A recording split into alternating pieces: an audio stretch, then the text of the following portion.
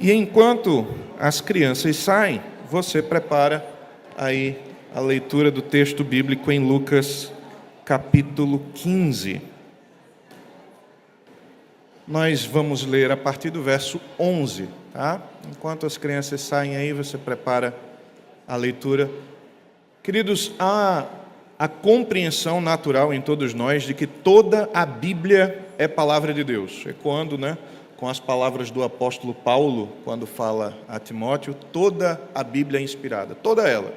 Mas existem alguns textos que ressaltam aos nossos olhos, há alguns textos que, de alguma maneira, eles marcam mais a nossa vida, a nossa carreira cristã.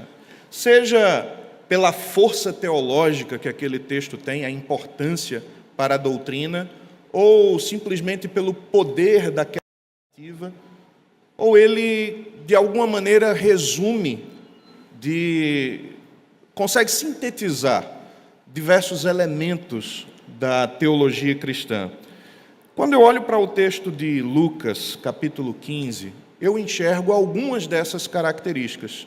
Esse texto, essa galeria aqui dos perdidos, ele não apenas é um texto que reflete muito bem a essência do Evangelho, como também é aquele texto que tem uma narrativa poderosa, atraente, marcante.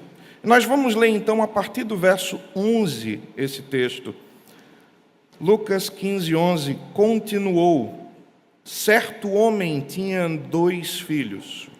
O mais moço deles disse ao pai: Pai, dá-me a parte dos bens que me cabe. E ele lhes repartiu os haveres.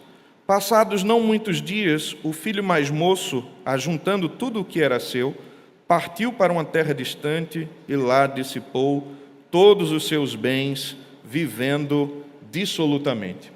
Depois de ter consumido tudo, sobreveio àquele país uma grande fome e ele começou a passar necessidade. Então, ele foi e se agregou a um dos cidadãos daquela terra, e este o mandou para os campos a guardar porcos. Ali desejava ele fartar-se das alfarrobas que os porcos comiam, mas ninguém lhe dava nada. Então, caindo em si, disse: quantos trabalhadores de meu pai têm pão com fartura, e eu aqui morro de fome? Levantar-me-ei, e irei ter com o meu pai, e lhe direi: Pai, pequei contra o céu e diante de ti. Já não sou digno de ser chamado teu filho. Trata-me como um dos teus trabalhadores. E levantando-se, foi para o seu pai. Vinha ele ainda longe, quando seu pai o avistou, e compadecido dele, correndo, o abraçou e o beijou. E o filho lhe disse: Pai, pequei contra o céu e diante de ti. Já não sou digno de ser chamado teu filho.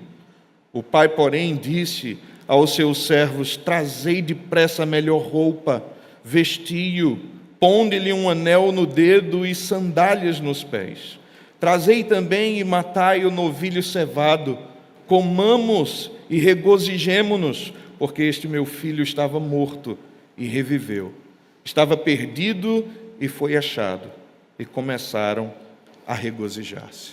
Nós vamos ficar por aqui e esperamos que no domingo que vem, se não houver nenhuma alteração na escala, possamos fazer o restante desse texto. Pai bendito, nós louvamos o teu nome e te agradecemos porque diante de nós está a tua poderosa palavra.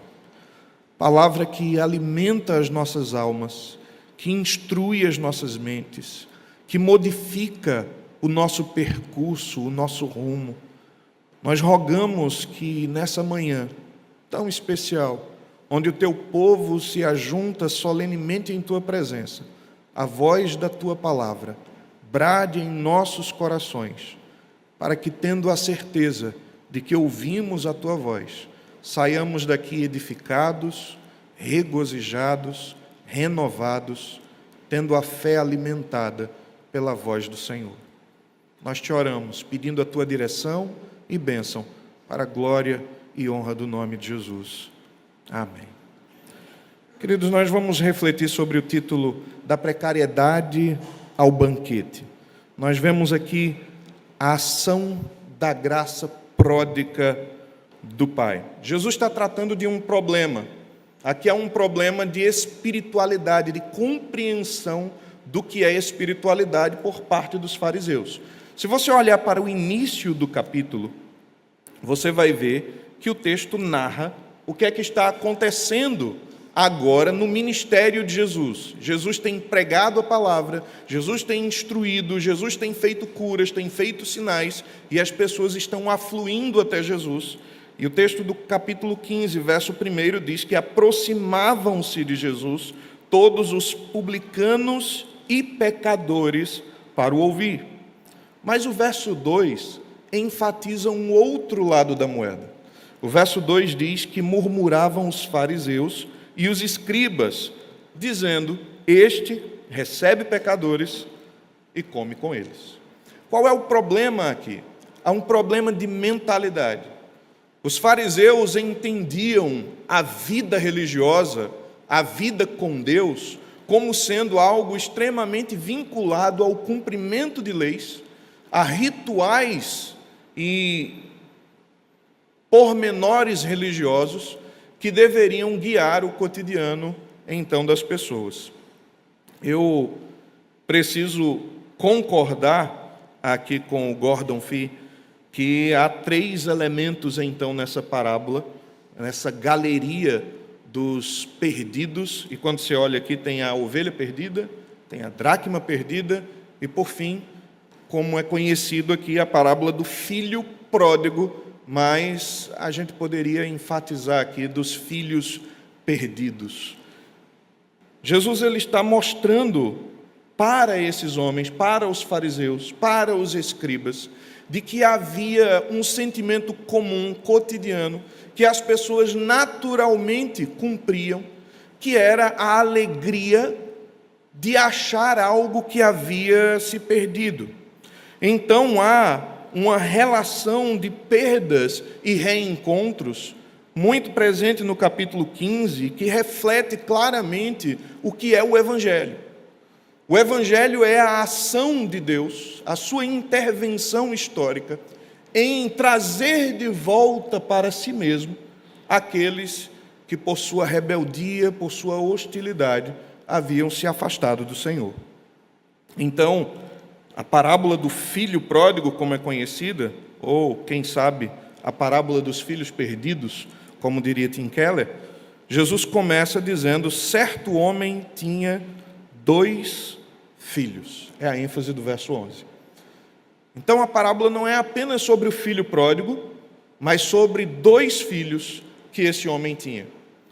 E se há 3 pontos de referência aqui nessa parábola, o pai, o filho mais velho e o filho mais moço, nós deveríamos não apenas atentar para os personagens, mas sobretudo para a relação que o pai tem com o filho mais moço e que o pai tem com o filho mais velho.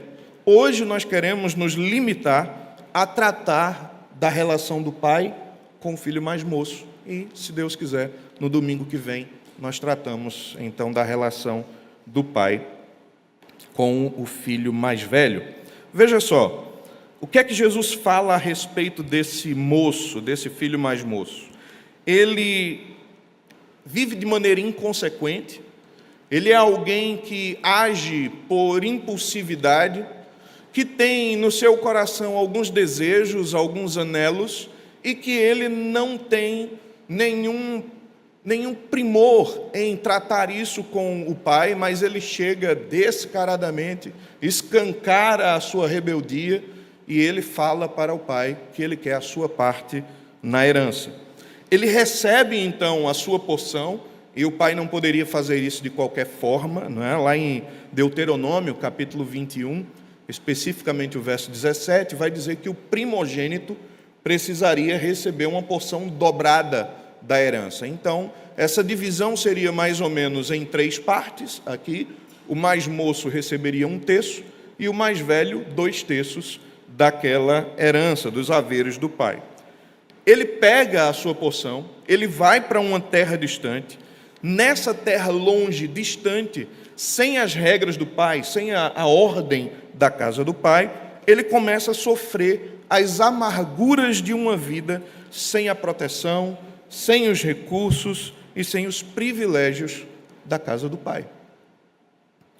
Mas depois de ter a vida destroçada, depois de não encontrar alívio nos recursos ao seu dispor, ele cai em si e retorna agora para a casa do pai. Ele confessa o seu pecado e ele, surpreendentemente, encontra um pai gracioso que o recebeu e o restaurou. Quando Jesus expôs essa parábola aos fariseus, esse problema que precisava ser tratado na mente deles, essa incompreensão de por que é que Jesus comia com pecadores, recebia publicanos, andava com pessoas que não eram bem vistas numa sociedade religiosa como a judaica, é explicado nessa vida desse filho pródigo de uma maneira muito clara. E é interessante como essa parábola, a maneira como ela é contada, à medida que a gente vai lendo, e se a gente lê esse texto lentamente, pausadamente em casa, essa narrativa começa a nos encantar.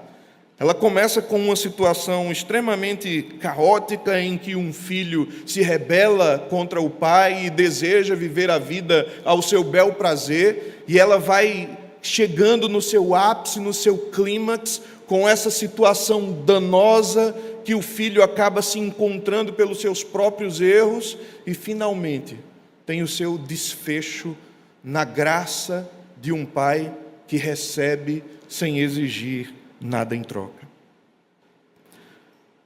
Quando a palavra aqui é usada por pródigo, esse filho pródigo, a palavra quer dizer gastador. Basicamente isso. É alguém que esbanja, que gasta sem ter prudência, sem ter cálculo de limites. E aí o Tim Keller, escrevendo o livro sobre o Deus pródigo, ele olha para essa parábola e ele fala que não apenas o filho era pródigo, mas o pai era pródigo. Era pródigo na manifestação da sua graça. Ele era gastador, ele era esbanjador na manifestação da sua graça. Porque isso que ele faz aqui não é algo tão barato, irmãos. Lembrem que o filho tinha desperdiçado todos os seus bens. E ele volta agora para a casa do pai, e na cabeça desse filho havia uma forma de ele ser aceito sem necessariamente ter que reparar o dano. Ele deveria trabalhar. Ele ia produzir como qualquer empregado. E ele, trabalhando, ia garantir o seu sustento. Entretanto, a maneira como o pai o recebe demonstra como a graça é extravagante, como a graça é abundante, como a graça é generosa, como a graça é prolífica, copiosa, liberal, é dada com fartura sobre a vida desse homem que se encontrava perdido e que agora havia sido achado. Com base no texto de Lucas, então, nós podemos afirmar que a conversão dos perdidos revela como a graça do Pai é pródiga. A graça de Deus é esbanjadora, a graça de Deus é gastadora, a graça de Deus é extravagante sobre aqueles que reconhecem os seus pecados. Então, como é que nós podemos afirmar isso olhando para esse texto? Em primeiro lugar, a graça é pródiga porque a condição do homem é precária. Quando nós olhamos para os textos iniciais, há algumas ênfases que devem ser aqui relembradas. No verso 13, por exemplo, o texto diz que passados não muitos dias, o filho mais moço, ajuntando tudo que era seu, partiu para uma terra distante. A ênfase aqui está no distanciamento. E por que a ênfase está no distanciamento? Ora, dentro da casa do pai, irmãos, há regras. Dentro da casa do pai há exigências. Dentro da casa do pai você não anda como você quer. Mas longe da casa do pai, distante da casa do pai, então o indivíduo acha-se dono de sua própria vida, livre para fazer o que bem quer. E não é exatamente isso que os homens fazem. A ideia de viver sem regras, de viver livre para fazer tudo o que der na cabeça. Isso aqui retrata claramente a condição humana. Uma condição precária pelo distanciamento da presença de Deus. Quando Deus criou o homem e Ele colocou o homem ali no jardim, Ele põe um elemento de prova. O elemento probatório era: você pode comer livremente de todas as árvores do jardim, mas da árvore do conhecimento do bem e do mal você não deve comer, porque no dia que você comer, certamente você vai morrer. Era um elemento de prova. E o que é que o homem faz então? Depois da mulher conversar com a serpente, e a mulher passar a olhar para aquele fruto de uma forma diferente, algo que no começo da conversa com a serpente tinha cheiro de morte. Ela diz à serpente: disse Deus, nele não tocareis, nele não comereis, nem nele tocareis, para que não morrais. Então agora, conversando com a serpente, o fruto passa a ser agradável aos olhos, desejável para dar entendimento. E ela toma do fruto, come e dá também ao seu marido. Ele tinha todo o jardim de Deus à disposição. Ele tinha todas as bênçãos de Deus à disposição. Ele tinha todos os recursos que Deus empreendeu para o prazer do ser humano à disposição no jardim. E apenas uma regra: desse fruto aqui você não come. E o homem desejou comer exatamente daquilo que Deus havia proibido. É tomar a caneta das mãos do autor e dizer: eu não quero esses limites que você desenhou. Eu construo os meus próprios limites. Eu escrevo a minha própria área de atuação. É o desejo de autonomia do ser humano. O desejo de ser igual a Deus, de não se submeter a regras estabelecidas por outro ser que não seja ele mesmo. Exatamente o que o filho faz. Ele sai da casa do pai. Ele pega aquilo que achava que era seu por direito. Olha que o pai não havia morrido ainda, mas ele já queria herança. E ele sai, vai para longe, para uma terra distante, sem as regras do pai, sem as exigências do pai, sem as leis da casa do pai. E ele vive da maneira como quer. Isso traz consequências. Quando você olha para o verso 14, depois de ter consumido tudo, sobreveio àquele país uma grande fome e ele começou a passar necessidade. Se a ênfase no verso 13 está na distância, no verso 14 agora a ênfase está na miséria. E essa condição do homem é precária tanto pelo distanciamento, quanto pela miséria, pela escassez, pela pobreza de recursos. É como lá no Éden. Se no Éden havia todos os recursos que Deus empreendeu para o prazer e para a vida do homem, longe do Éden agora, com querubins guardando sua entrada, havia escassez, pobreza, dificuldade, suor do rosto para conseguir o pão, muita labuta, muito empenho para conseguir poucos, escassos recursos.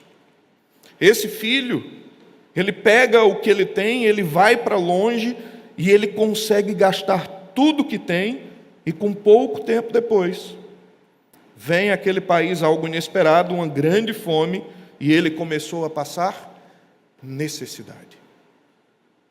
Além da miséria, um homem que tinha saído com bens, e ele agora, vivendo dissolutamente, gasta tudo que tem e começa a passar por uma situação de miséria mesmo. Ele começa a viver de forma tão indigna que ele desejava comer a comida que era dada aos porcos. Se tomar conta de porcos já era algo indigno para os judeus, imagina comer a comida de porcos. Comida de porco, por mais que as alfarrobas fossem uma vagem extremamente nutritiva, não servia para o ser humano. Comida de porco não é comida de gente. Comer uma vagem não é a mesma coisa que sentar num restaurante e desfrutar de um bom prato feito por um bom chefe. Ou como comer a comida da vozinha em casa, que é temperada com tanto amor. É viver na miséria, desprovido de tudo o que você poderia ter, porque preferiu estar distante. E aqui percebam, irmãos, que talvez alguns comentaristas, quando olhem para esse texto, queiram dizer aqui que Jesus não concordava com a depravação total. Eu olho para esse texto e eu vejo exatamente o contrário. A condição desse jovem era extremamente precária. Ele era rebelde, obstinado, distanciou-se porque quis, não quis se submeter a regras, e por causa do seu próprio pecado, das suas próprias escolhas, ele começa a atrair sobre si todo tipo de ruína, ao ponto de viver uma vida extremamente indigna. E essa indignidade, que é refletida nessa relação com os porcos, nos traz à mente também a situação de pessoas do nosso cotidiano, de hoje, que às vezes nós conseguimos encontrar pelas esquinas, ou talvez você tenha até dentro da sua família, ou você mesmo pode ter sido alguém que tenha vivido nessas condições tão indignas. O que dizer daqueles ébrios habituais, daquelas pessoas que vivem tomadas pelo álcool, que bebem todos os dias, enchem a cara, de maneira que não há mais nem consciência da realidade. É uma vida destroçada, é uma vida indigna. O que dizer, por exemplo, das cracolândias, de pessoas que consomem a droga e que vivem em função dela, que não mais se preocupam com relações familiares, que não mais pensam, não sonham, não projetam mais um futuro, mas tudo o que o seu interior faz é impulsioná-los a consumir e consumir cada vez mais daquele vício dominante que arrasa a cada dia o seu interior. Mas talvez você nunca tenha tido contato com o álcool dessa forma, ou com as drogas dessa maneira. Ainda assim, a Bíblia diz que todos pecaram e destituídos estão da glória de Deus. E isso quer dizer que seja você alguém que vive uma vida pelos corredores do mundo, ou seja você alguém que andou de certa forma equilibradamente durante todos os seus anos, todos os seres humanos nascem distante de Deus, nascem em condição miserável e nascem também impotentes diante dessa situação. Não havia nada que esse filho conseguisse fazer para alterar sua situação. Veja só, ele resolve ali se juntar com um dos cidadãos daquela terra, porque ele tinha fome. Então um desses cidadãos o acolhe e manda cuidar dos porcos. Era um recurso que ele estava tentando. Ele pensou: o que é que eu posso fazer para sanar a minha fome, para saciar a minha carência? Então ele encontra esse homem era um criador de porcos, e ele vai trabalhar para esse homem. Mesmo essa ação dele, aqui no texto, não é capaz de saciar a sua fome, até porque os porcos tinham comida, e ele estava desejoso de comer a comida dos porcos, e ninguém lhe dava nada. Percebe que, por mais que ele empreendesse esforços, por mais que ele utilizasse dos seus próprios recursos, por mais que ele usasse a sua força, a sua habilidade, a sua inteligência, ele não conseguiu sanar o seu problema. A Bíblia mostra que nós somos esses homens e mulheres incapazes de, por nossos próprios esforços, sanar as nossas carências. E é por isso, irmãos, que quando nós olhamos para uma situação dessa, nós entendemos que a graça precisa ser pródiga, que a graça precisa ser gastadora, porque nessa condição é imperioso, é necessário que haja uma ação da graça.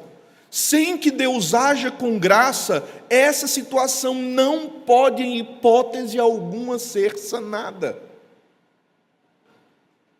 Agostinho de Hipona, conhecido por alguns como Santo Agostinho, antes da sua conversão, ele viveu dilemas de alguém que era entregue ao pecado. Influenciado por alguns pensamentos neoplatônicos, ele teve uma busca incessante por prazeres mundanos, pela entrega aos desejos carnais, e ele descreve nas suas confissões. E aí você pode adquirir esse livro, ler em casa, está fazendo algo muito bom em se edificar, em ver como esse homem encontra com a graça de Deus. Mas esse homem, ele sai dessa condição precária de morte espiritual, de entrega total e banalizada aos prazeres e deleites mundanos, para a realidade de alguém que teve a vida tão impactada, tão transformada pela ação da graça de Deus, quando ele escuta a voz de uma criança que diz: tole e lede, toma e lê. E ele então pega as Escrituras, lê as Escrituras, compreende as Escrituras, entende que Deus o está chamando, muda a sua mente, transforma a sua compreensão da realidade. E ele então segue agora num novo curso de vida, tão impactado por essa graça tão abundante, que aquele homem perdido se torna um dos personagens mais relevantes da história da igreja cristã. Isso é graça abundante, isso é graça pródiga, capaz de transformar o pior dos pecadores num dos homens mais santos e mais respeitados da história da igreja. É sobre isso que nós queremos tratar aqui no nosso segundo ponto, queridos. Se a graça de Deus é pródiga porque a condição do homem é precária, eu quero dizer que, em segundo lugar, a graça de Deus é pródiga porque desperta a nossa consciência. E se você olha então, segue o texto, veja o que diz o verso 17. Então, caindo em si, disse: quantos trabalhadores de meu pai têm pão com fartura, e eu aqui morro de fome. Quando ele cai em si, ele sai daquela vida alienada à realidade e ele passa a ter uma clara percepção da realidade que o cerca. Ele começa a enxergar as coisas agora pela perspectiva correta. Há uma mudança na sua visão, na sua maneira de ver as coisas. Ele caiu em si. Esse cair em si, percebe que nesse verso aqui tem uma relação direta entre a sua fome, a sua miséria e a abundância de pão que existe na casa do Pai, até mesmo para os servos, para os trabalhadores. Há uma conexão entre aquela carência, aquela situação precária e entre a solução, entre o lugar onde existe pão em abundância. Então, esse homem olha agora para a realidade com uma nova perspectiva. Quando ele cai em si. Sem dúvida, isso não seria possível a nenhum ser humano sem uma ação especial da graça de Deus. É por isso que a graça, ela é pródiga quando desperta a nossa consciência. O cristianismo não oferece apenas satisfação momentânea das nossas necessidades. Aliás, isso é um equívoco muito grande causado por aqueles programas que talvez alguns de vocês já tenham assistido pelas madrugadas em alguns dos canais de TV que tem em João Pessoa. Houve uma época aqui que, se você passasse os canais de TV de madrugada, em 90% deles havia alguém falando sobre a condição precária que vivia financeiramente e sobre a nova situação financeira que ele estava enfrentando agora. Mas o cristianismo não é de maneira nenhuma, solução para as suas necessidades temporais. Ainda que, como consequência da transformação de Deus na vida de alguns, isso também possa ocorrer, obviamente. Imagina alguém que vivia entregue às drogas ou ao álcool e que Deus o liberta, o transforma plenamente, certamente ele agora vai conseguir um emprego, vai conseguir viver de forma digna, vai conseguir empreender o seu dinheiro, os seus recursos naquilo que de fato é importante. Mas o cristianismo é muito mais do que uma solução para um problema temporal. Como disse bem C.S. Lewis, ele disse o seguinte: eu acredito no cristianismo como acredito que o sol nasce todo dia. Não apenas porque eu vejo, mas porque através dele eu vejo tudo ao meu redor. É uma mudança na cosmovisão, na maneira como nós enxergamos a realidade, na maneira como eu vejo a vida. Há diversos textos bíblicos, irmãos, que vão nos mostrar essa mudança de mentalidade quando somos tocados pela graça. 1 Coríntios capítulo 2, verso 16, Paulo vai dizer: pois quem conheceu a mente do Senhor que o possam instruir? Nós, porém, temos a mente de Cristo. Lá no segundo livro que ele escreve aos Coríntios, capítulo 4, verso 6, ele diz: porque Deus, que disse, das trevas resplandecerá a luz, Ele mesmo resplandeceu em nosso coração para a iluminação do conhecimento da glória de Deus na face de Cristo. E ainda em Efésios 5, 14, ele diz: desperta tu que dormes, levanta-te dentre os mortos e Cristo te esclarecerá. Mudança de mentalidade é justamente compreender a realidade pela perspectiva do alto. Cosmovisão é o termo que nós usamos para falar a respeito disso. Na perspectiva cristã, tem essencialmente 3 pilares. E tudo na vida, tudo no mundo, tudo ao nosso redor se explica a partir desses 3 pilares. Primeiro, criação.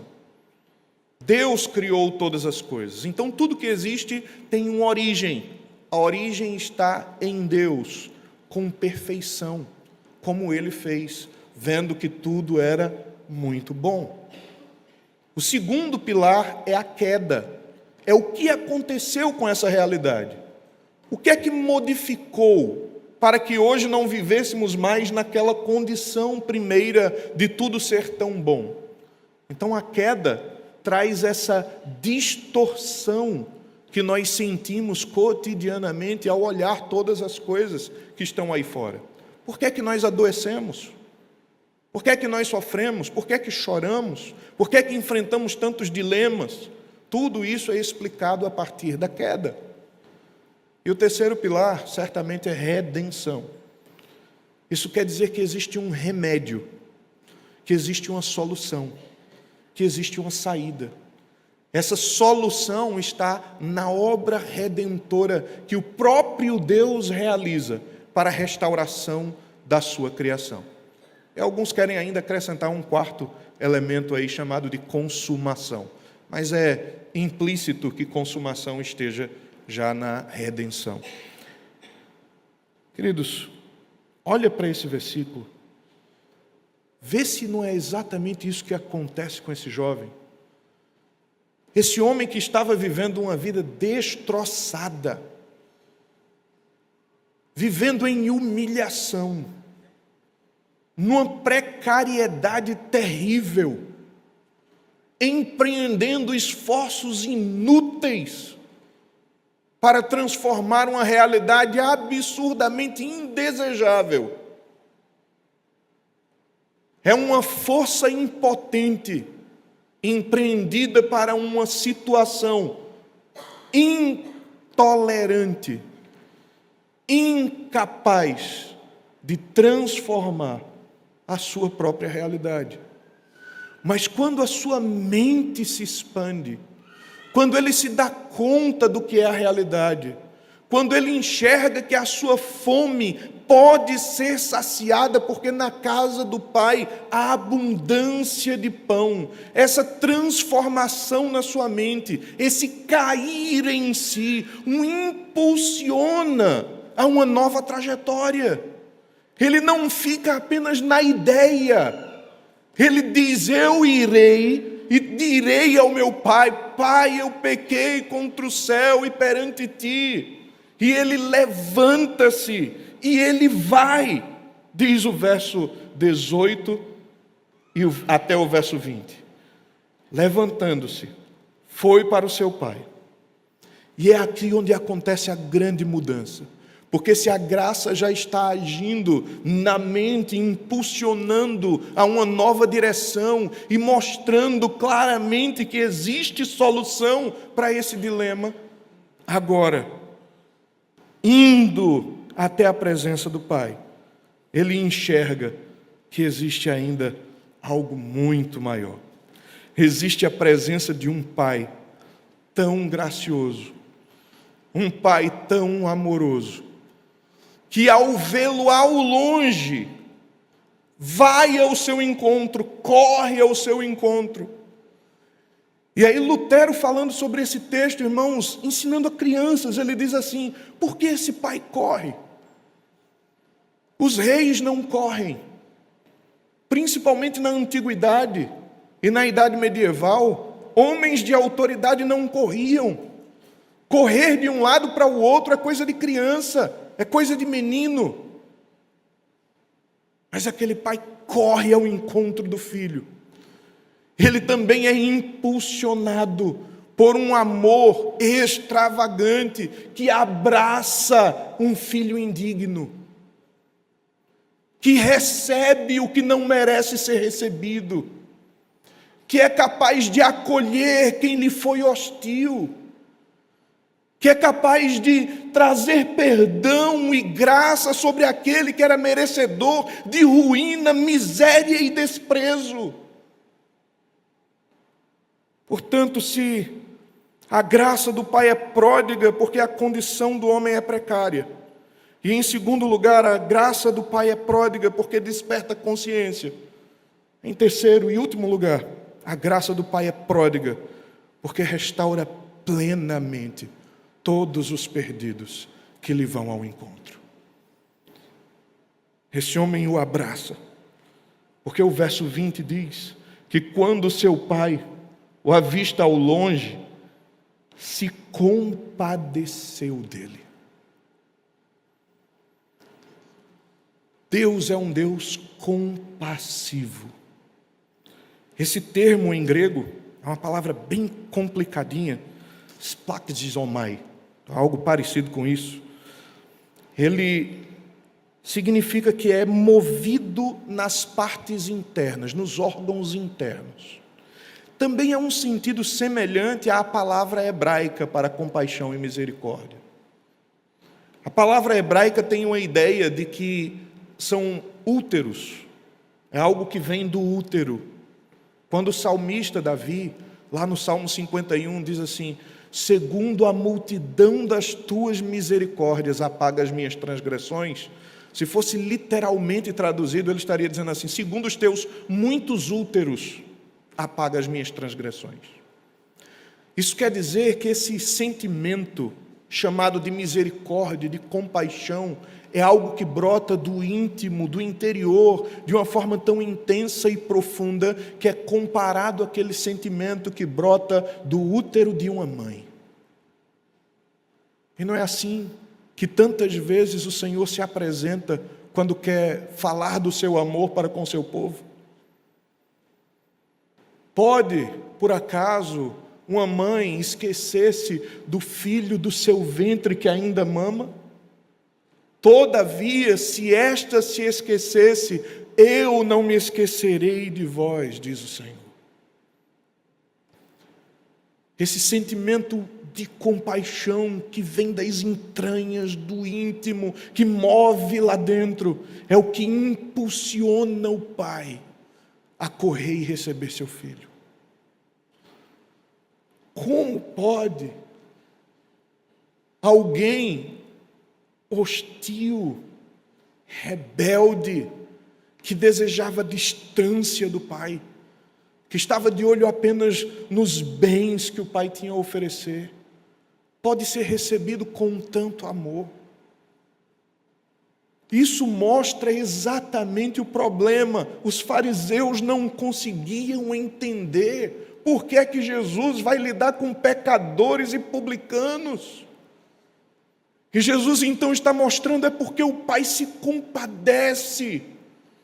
É porque a ação do Pai é festiva quando recebe de volta. É porque o Pai se importa.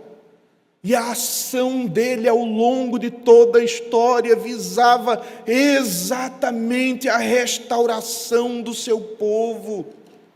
Atrair para si novamente um povo exclusivamente seu, que é impulsionado à sua presença, quando é constrangido pelo tamanho do seu amor.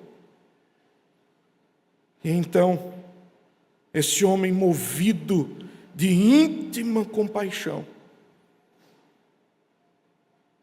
ele chega até o seu filho, e o filho confessa o seu pecado. Ele confessa o que fez. Pai, eu pequei contra o céu, e eu pequei perante o Senhor. Eu não sou digno de ser chamado teu filho, mas eu tenho uma proposta. Trate-me como um trabalhador, como um servo teu. Pelo menos assim eu terei pão. Pelo menos assim eu posso saciar minha necessidade. O pai não aceita essa proposta. O pai não exige um pedido formal de desculpas. O pai não pede sequer reparação do dano causado à sua propriedade. O pai o abraça. O pai o beija. E a partir de então nós começamos a ver de forma muito prática aquilo que na doutrina é chamada de ordo salutis, ou ordem da salvação. São aqueles elementos que compõem a obra salvífica de Deus e que alcançam a nossa vida quando Deus age em nosso favor. O pai manda preparar a melhor roupa. Ele não era mais um maltrapilho. Ele não era mais alguém que andava com vestes indignas. Era alguém com novas vestes. E isso é santificação. O pai põe-lhe o anel no dedo, ou manda pôr o anel no dedo. Ele não é mais alguém sem família. Ele não é mais alguém sem vínculos. Não é mais alguém entregue à mercê dos outros. E isso aqui é adoção. Isso é filiação. Ele manda pôr sandálias nos pés, porque ele não é mais escravo do seu antigo senhor. Mas ele foi liberto daquela situação de escravidão e transformado agora num filho. E isso é redenção, remissão. Meu irmão, minha irmã, se você se identifica com o filho mais moço, se você sabe que estava morto e reviveu, que era perdido e foi achado, se você reconhece que tão somente pela graça extravagante, pródiga, abundante, superabundante graça de Deus, é que você foi restaurado e alcançou a condição de filho, recebeu santificação, adoção, redenção, transformação, se alegre nisso. Porque enquanto o pai estava operando isso no filho, ele olha para os criados e diz: agora preparem um banquete. Preparem o novilho cevado. Haverá festa agora, porque o meu filho foi reencontrado. Eu o recuperei com saúde. Eu o tenho novamente em meus braços. Ele agora está novamente em minha casa. Ele agora anda novamente comigo. E então o pai festeja, junto com o filho e com os seus criados. Olhe novamente para a sua Bíblia. Veja o que diz os versos 5 e 6. Achando-a, falando sobre a parábola da ovelha perdida, põe-na sobre os ombros, cheio de júbilo. E indo para casa, reúne os amigos e vizinhos, dizendo: alegrai-vos comigo, porque já achei a minha ovelha perdida. Olha o que diz o verso 7. Digo-vos que, assim, haverá maior júbilo no céu por um pecador que se arrepende, do que por 99 justos que não necessitam de arrependimento. Olha agora para o verso 9, falando sobre a dracma perdida. E tendo-a achado, reúne as amigas e vizinhas, dizendo: alegrai-vos comigo, porque achei a dracma que eu tinha perdido. Eu vos afirmo que, de igual modo, há júbilo diante dos anjos de Deus por um pecador que se arrepende. Por fim, o verso 23 e 24, o pai diz: trazei também e matai o novilho cevado, comamos e regozijemo-nos, porque este meu filho estava morto e reviveu, estava perdido e foi achado. E começaram a regozijar-se. A ênfase do texto não está na condição do filho. A ênfase do texto não é simplesmente na situação de perdição dos homens, mas na festa celestial, quando o Pai resgata os seus perdidos. Houve festa quando você se encontrou com o Pai. Pode haver festa ainda hoje. Se há pessoas aqui que ainda não tinham compreendido a mensagem do Evangelho, mas que hoje entenderam que sua condição decaída só pode ser satisfeita quando totalmente rendido aos pés do Pai. Deus festeja conosco. Amém. Vamos orar, queridos.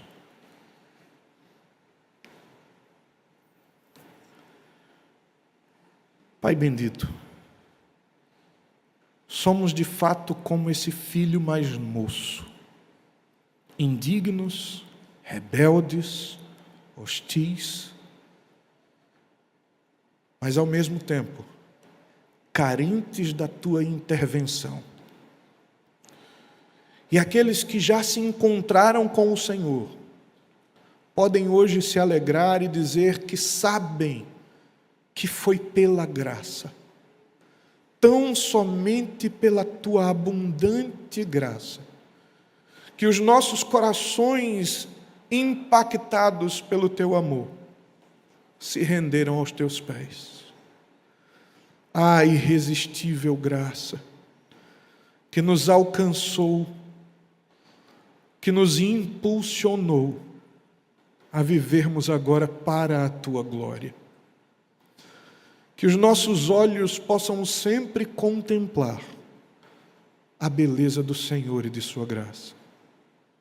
Que o nosso coração possa sempre se alegrar, porque o Senhor perdoou as nossas misérias e pecados. Que a nossa alma possa sempre se alegrar, porque o Senhor restaurou as nossas vidas, a nossa sorte, a nossa condição. E por isso, assim como o salmista, nós dizemos hoje: bendize, ó minha alma, ao Senhor, e tudo que há em mim, bendiga o seu santo nome. Bendize, ó minha alma, ao Senhor, e não te esqueça de nenhum só dos seus benefícios. Nós te louvamos, ó Deus, te agradecemos por tão grande obra em nossas vidas. Nós te oramos em nome e para a glória de Jesus. Amém.